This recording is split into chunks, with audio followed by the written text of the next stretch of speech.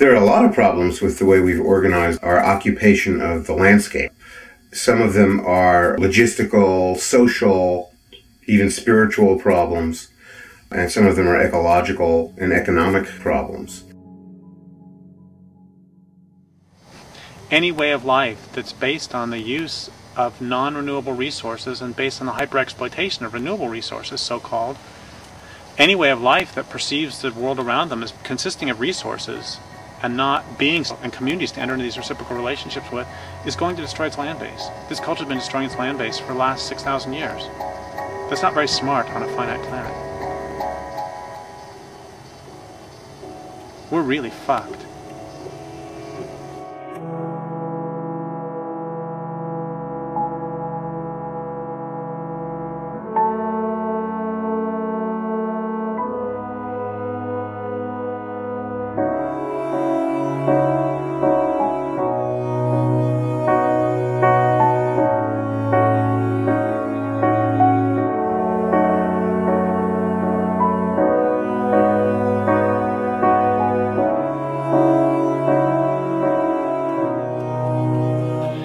It's basically, these trees are like the structure, they're like the scaffolding that holds up the whole house of a healthy ecosystem. I can say it in words, you can watch it on TV. If you walk through a tree plantation, where almost all the trees are of the same age, almost all the trees are of the same species, they were planted there by humans, they were developed genetically to be what human beings wanted to have. And you see what grows there, you see what lives there, you see what it feels like. You walk out of that and you walk into an old growth forest. That is exactly what used to be where that tree plantation was. It's like a line that runs sometimes, a line where they drew and they said, cut here, not there yet.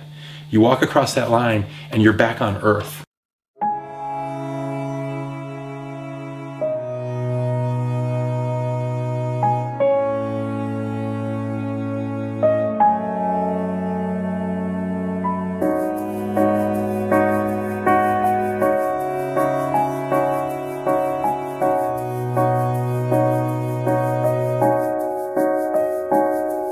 Machines come back after a certain number of years, cut it all down, do it again, and pretend like they can do that over and over. Just like the early farmers in America pretended that they could grow crops without fertilizing until the Dust Bowl came.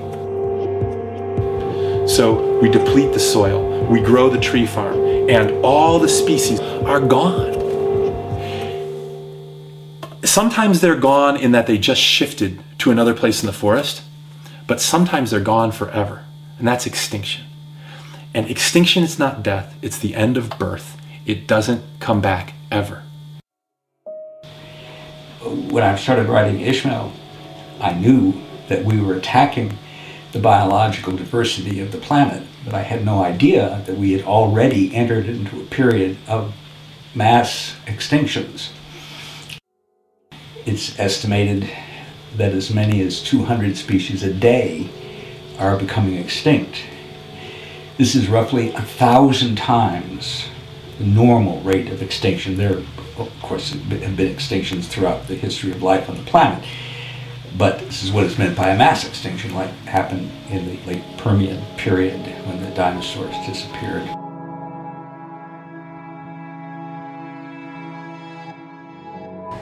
The historical assumptions we have about the, quote, great buildings of the world, the Egyptian pyramids, the European and Asian fortresses, the great and marvelous metropolises that we see around us. They're expressions of a civilization and they're great records, okay, but what are they records of? In fact, in most cases, they were created by the oppression of others. And in some cases, the downright slavery of generations and generations of people. And so you think, well, what's so important and valuable about that? What does that mean to us now? You know, we're still doing that today.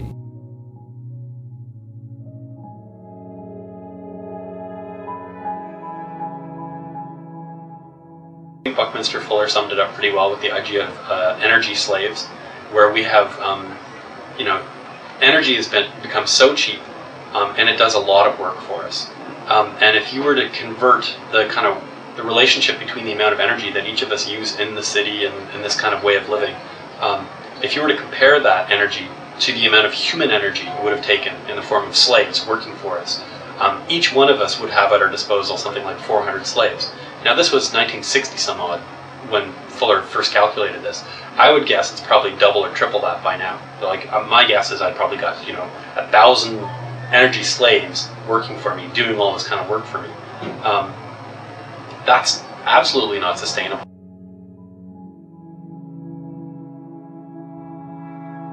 There's a lot of different reasons that our normal lives are things that we need to look at and change.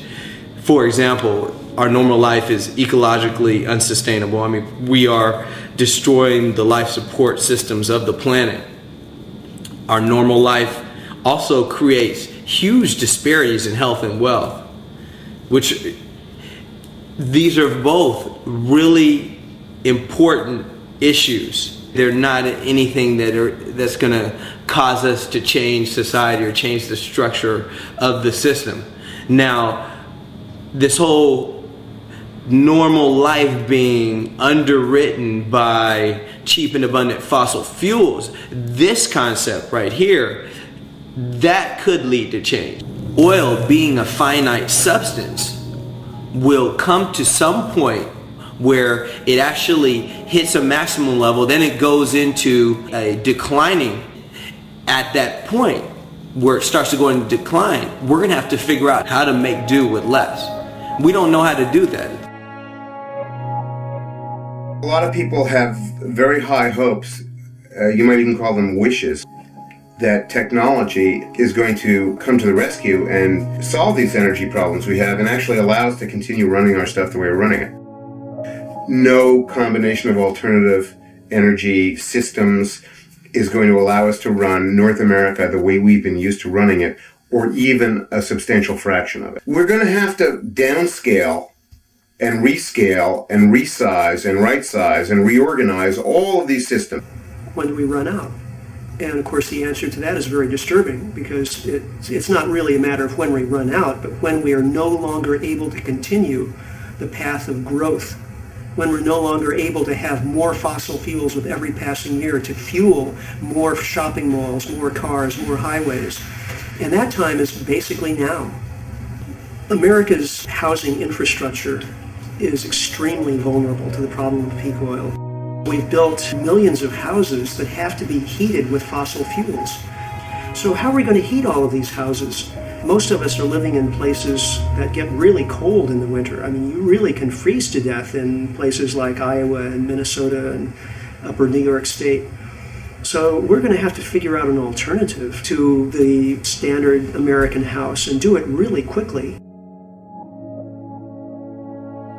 We need to reinvent our normal lives so that they are not only ecologically sustainable and not only socially just, but we need to make them much, much less dependent on fossil fuels.